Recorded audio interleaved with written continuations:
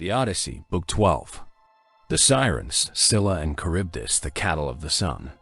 After we were clear of the river Oceanus and had got out into the open sea, we went on till we reached the Yen island, where there is dawn and sunrise as in other places. We then drew our ship onto the sands and got out of her onto the shore, where we went to sleep and waited till day should break.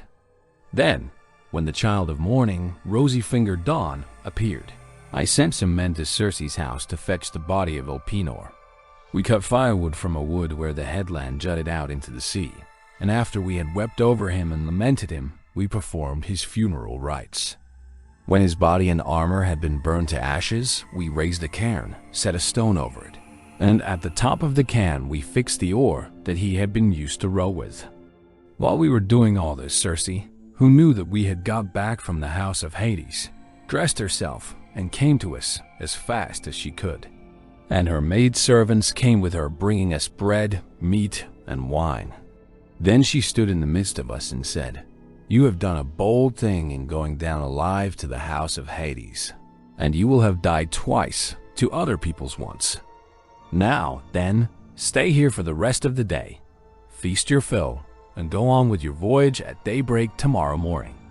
In the meantime, I will tell Ulysses about your course, and will explain everything to him so as to prevent your suffering from misadventure either by land or sea." We agreed to do as she had said, and feasted through the livelong day to the going down of the sun. But when the sun had set and it came on dark, the men laid themselves down to sleep by the stern cables of the ship. Then Circe took me by the hand and bade me be seated away from the others, while she reclined by my side and asked me all about our adventures. "So far so good," said she, when I had ended my story. "And now pay attention to what I am about to tell you. Heaven itself, indeed, will recall it to your recollection. First you will come to the Sirens, who enchant all who come near them. If anyone unwarily draws in too close and hears the singing of the Sirens, his wife and children will never welcome him home again, for they sit in a green field and warble him to death with the sweetness of their song. There is a great heap of dead men's bones lying all around, with the flesh still rotting off them. Therefore pass these Sirens by, and stop your men's ears with wax that none of them may hear.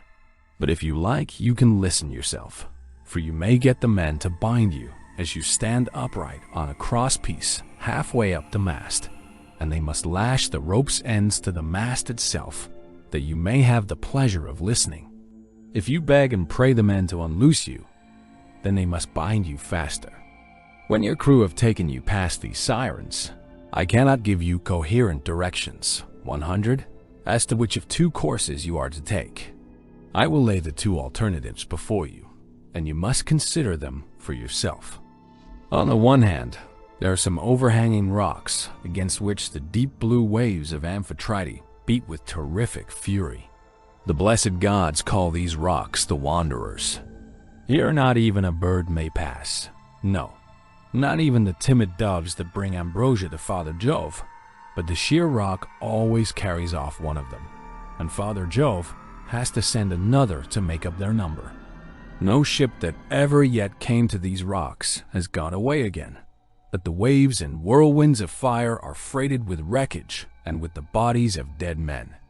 The only vessel that ever sailed and got through was the famous Argo on her way from the House of Ates, and she too would have gone against these great rocks, only that Juno piloted her past them for the love she bore to Jason.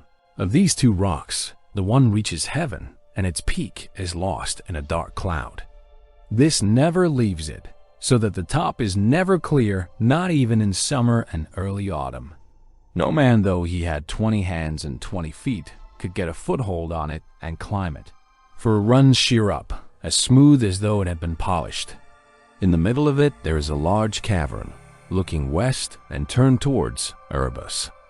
You must take your ship this way, but the cave is so high up that not even the stoutest archer could send an arrow into it. Inside it Scylla sits and yelps with a voice that you might take to be that of a young hound, but in truth she is a dreadful monster, and no one, not even a god, could face her without being terror-struck. She has 12 misshapen feet and 6 necks of the most prodigious length. And at the end of each neck, she has a frightful head with 3 rows of teeth in each, all set very close together, so that they would crunch anyone to death in a moment.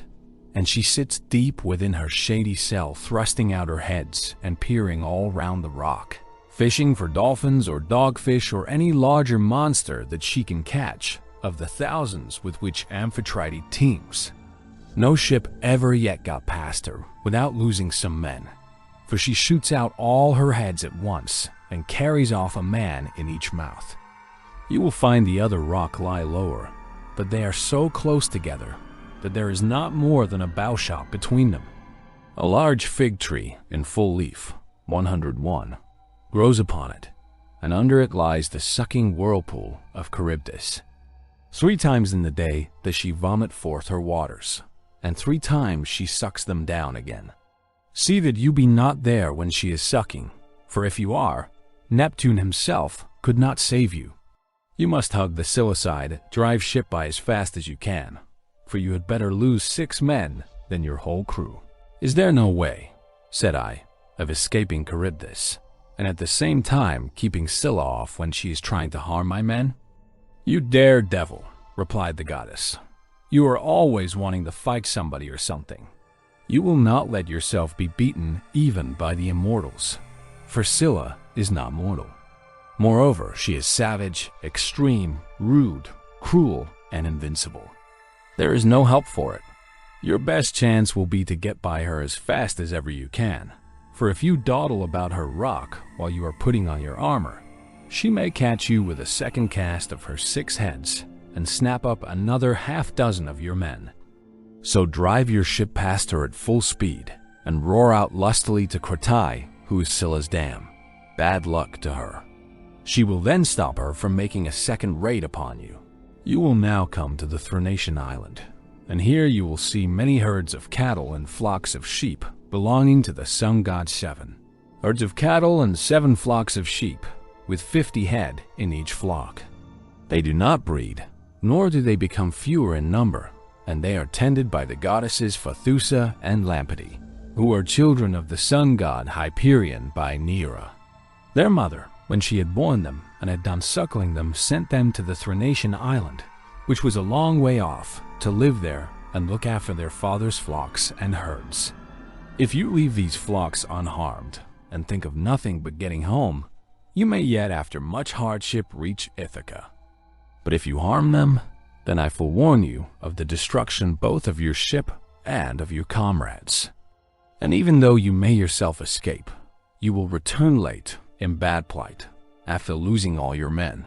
Here she ended, and dawn enthroned in gold began to show in heaven, whereon she returned inland. I then went on board, and told my men to loose the ship from her moorings. So they at once got into her, took their places, and began to smite the grey sea with their oars. Presently, the great and cunning goddess Circe befriended us with a fair wind that blew dead aft, and stayed steadily with us, keeping our sails well filled, so we did whatever wanted doing to the ship's gear, and let her go as wind and helmsman headed her. Then, being much troubled in mind, I said to my men, my friends, it is not right that 1 or 2 of us alone should know the prophecies that Circe has made me. I will therefore tell you about them, so that whether we live or die, we may do so with our eyes open. First, she said, we were to keep clear of the Sirens, who sit and sing most beautifully in a field of flowers. But she said I might hear them myself, so long as no one else did. Therefore, take me and bind me to the crosspiece, halfway up the mast. Bind me as I stand upright, with a bond so fast that I cannot possibly break away, and lash the rope's ends to the mast itself. If I beg and pray you to set me free, then bind me more tightly still. I had hardly finished telling everything to the men before we reached the island of the 2 Sirens, for the wind had been very favorable. Then all of a sudden it fell dead calm. There was not a breath of wind nor a ripple upon the water, so the men furled the sails and stowed them. Then taking to their oars, they whitened the water with the foam they raised in rowing. Meanwhile, I took a large wheel of wax and cut it up small with my sword. Then I kneaded the wax in my strong hands till it became soft, which it soon did between the kneading and the rays of the sun god son of Hyperion. Then I stopped the ears of all my men, and they bound me hands and feet to the mast as I stood upright on the crosspiece. But they went on rowing themselves. When we had got within earshot of the land, and the ship was going at a good rate, the Sirens saw that we were getting inshore and began with their singing. "Come here," they sang, "renowned Ulysses, honor to the Achaean name, and listen to our two voices. No one ever sailed past us without staying to hear the enchanting sweetness of our song, and he who listens will go on his way not only charmed, but wiser. For we know all the ills that the gods laid upon the Argives and Trojans before Troy, and can tell you everything that is going to happen over the whole world." They sang these words most musically, and as I longed to hear them further, I made signs by frowning to my men that they should set me free. But they quickened their stroke, and Eurylochus and Perimedes bound me with still stronger bonds till we had got out of hearing of the Sirens' voices. Then my men took the wax from their ears and unbound me. Immediately after we had got past the island, I saw a great wave from which spray was rising, and I heard a loud roaring sound. The men were so frightened that they loosed hold of their oars, for the whole sea resounded with the rushing of the waters. But the ship stayed where it was, for the men had left off rowing. I went round, therefore, and exhorted them man by man not to lose heart. "My friends," said I, "this is not the first time that we have been in danger, and we are in nothing like so bad a case as when the Cyclops shut us up in his cave. Nevertheless, my courage and wise counsel saved us then, and we shall live to look back on all this as well. Now, therefore, let us all do as I say. Trust in Jove and row on with might and main. As for you, coxswain, these are your orders. Attend to them, for the ship is in your hands. Turn her head away from these steaming rapids and hug the rock, or she will give you the slip and be over yonder before you know where you are, and you will be the death of us." So they did as I told them. But I said nothing about the awful monster Scylla, for I knew the men would not go on rowing if I did, but would huddle together in the hold. In one thing only did I disobey Circe's strict instructions. I put on my armor. Then seizing two strong spears, I took my stand on the ship's bows, for it was there that I expected first to see the monster of the rock, who was to do my men so much harm. But I could not make her out anywhere, though I strained my eyes with looking the gloomy rock all over and over. Then we entered the straits in great fear of mind, for on the one hand was Scylla, and on the other dread Charybdis kept sucking up the salt water. As she vomited it up, it was like the water in a cauldron when it is boiling over upon a great fire, and the spray reached the top of the rocks on either side.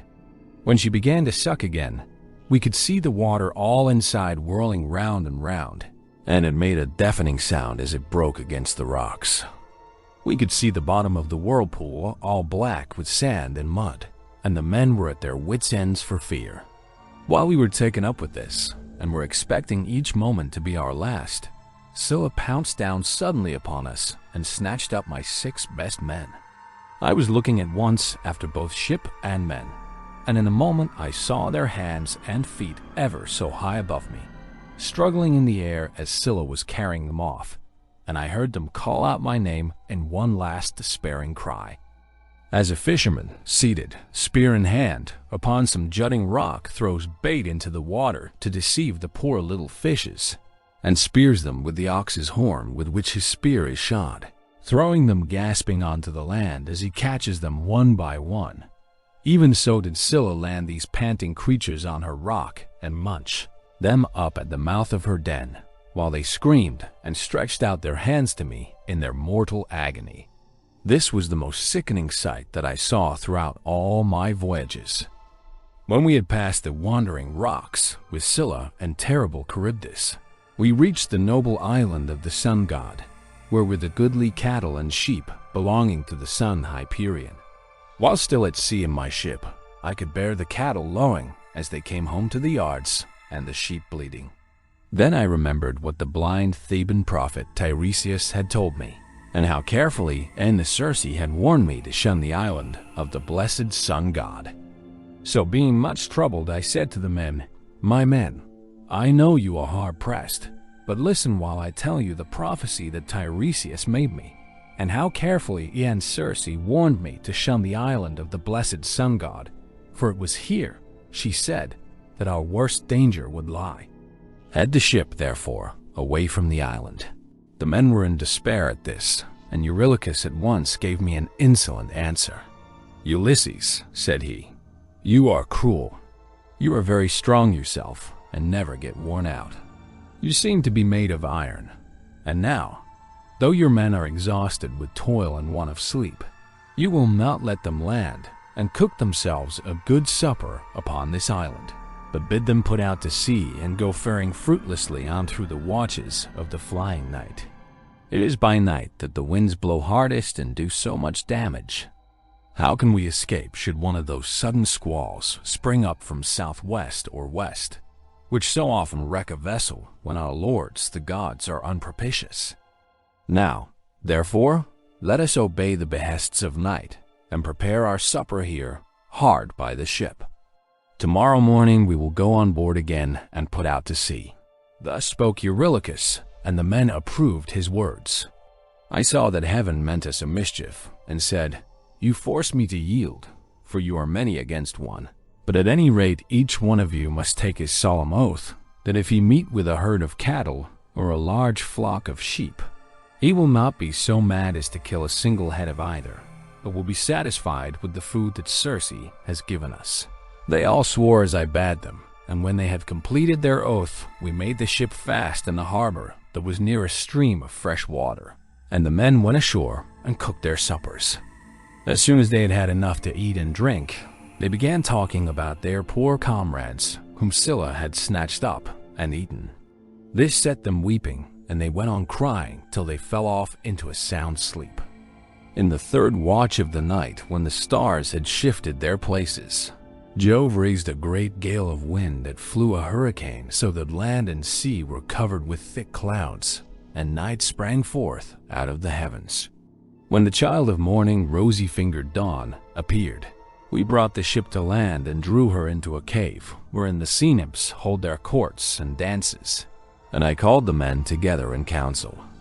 "My friends," said I, "we have meat and drink in the ship. Let us mind, therefore, and not touch the cattle, or we shall suffer for it. For these cattle and sheep belong to the mighty sun, who sees and gives ear to everything." And again they promised that they would obey. For a whole month the wind blew steadily from the south, and there was no other wind, but only south and east. As long as corn and wine held out, the men did not touch the cattle when they were hungry. When, however, they had eaten all there was in the ship, they were forced to go further afield with hook and line, catching birds, and taking whatever they could lay their hands on, for they were starving. One day, therefore, I went up inland that I might pray heaven to show me some means of getting away. When I had gone far enough to be clear of all my men, and had found a place that was well sheltered from the wind, I washed my hands and prayed to all the gods in Olympus, till by and by they sent me off into a sweet sleep. Meanwhile, Eurylochus had been giving evil counsel to the men. "Listen to me," said he, "my poor comrades. All deaths are bad enough, but there is none so bad as famine.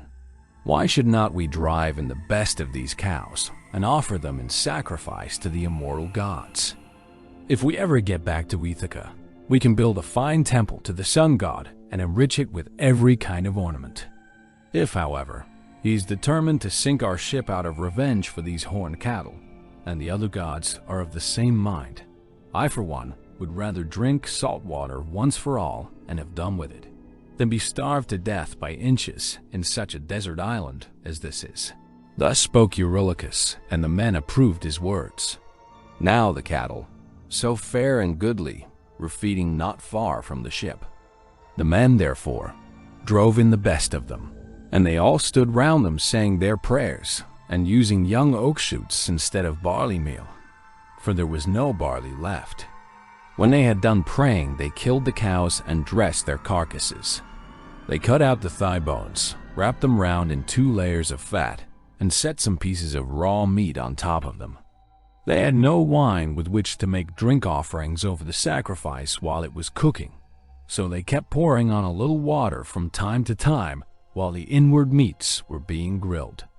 Then, when the thigh bones were burned and they had tasted the inward meats, they cut the rest up small and put the pieces upon the spits.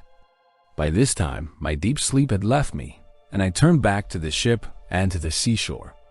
As I drew near, I began to smell hot roast meat, so I groaned out a prayer to the immortal gods.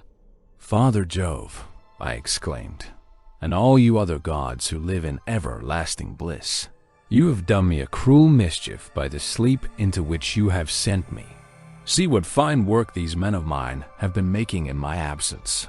Meanwhile, Lampeter went straight off to the sun and told him we had been killing his cows, whereon he flew into a great rage and said to the immortals, "Father Jove, and all you other gods who live in everlasting bliss, I must have vengeance on the crew of Ulysses' ship.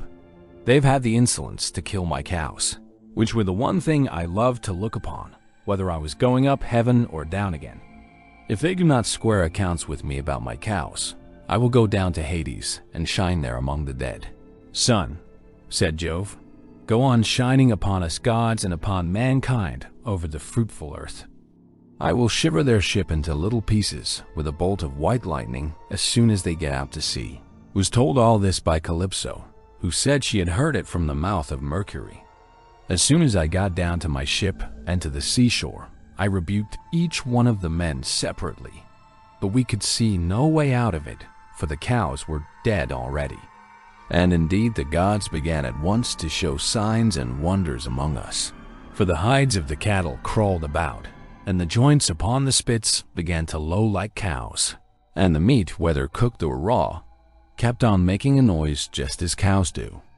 For 6 days my men kept driving in the best cows and feasting upon them.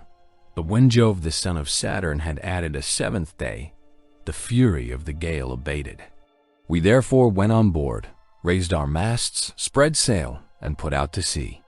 As soon as we were well away from the island, and could see nothing but sky and sea, the son of Saturn raised a black cloud over our ship, and the sea grew dark beneath it. We did not get on much further, for in another moment we were caught by a terrific squall from the west that snapped the forestays of the mast so that it fell aft, while all the ship's gear tumbled about at the bottom of the vessel. The mast fell upon the head of the helmsman in the ship's stern, so that the bones of his head were crushed to pieces, and he fell overboard as though he were diving, with no more life left in him. Then Jove let fly with his thunderbolts, and the ship went round and round, and was filled with fire and brimstone as the lightning struck it. The men all fell into the sea. They were carried about in the water round the ship, looking like so many seagulls, but the god presently deprived them of all chance of getting home again. I stuck to the ship till the sea knocked her sides from her keel, which drifted about by itself, and struck the mast out of her in the direction of the keel. But there was a backstay of stout ox thongs still hanging about it, and with this I lashed the mast and keel together, and getting astride of them was carried wherever the winds chose to take me. The gale from the west had now spent its force, and the wind got into the south again, which frightened me lest I should be taken back to the terrible whirlpool of Charybdis. This indeed was what actually happened, for I was borne along by the waves all night, and by sunrise had reached the rock of Scylla and the whirlpool. She was then sucking down the salt sea water, but I was carried aloft toward the fig tree, which I caught hold of and clung on to like a bat.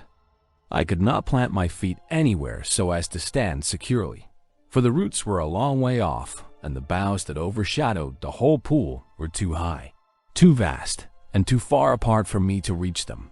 So I hung patiently on, waiting till the pool should discharge my mast and raft again, and a very long while it seemed. A juryman is not more glad to get home to supper, after having been long detained in court by troublesome cases, than I was to see my raft beginning to work its way out of the whirlpool again. At last I let go with my hands and feet, and fell heavily into the sea, hard by my raft, onto which I then got, and began to row with my hands. As for Scylla, the father of gods and men would not let her get further sight of me, otherwise I should have certainly been lost. Hence, I was carried along for 9 days, till on the 10th night, the gods stranded me on the Ogygian island, where dwells the great and powerful goddess Calypso. She took me in and was kind to me, but I need say no more about this, for I told you and your noble wife all about it yesterday, and I hate saying the same thing over and over again.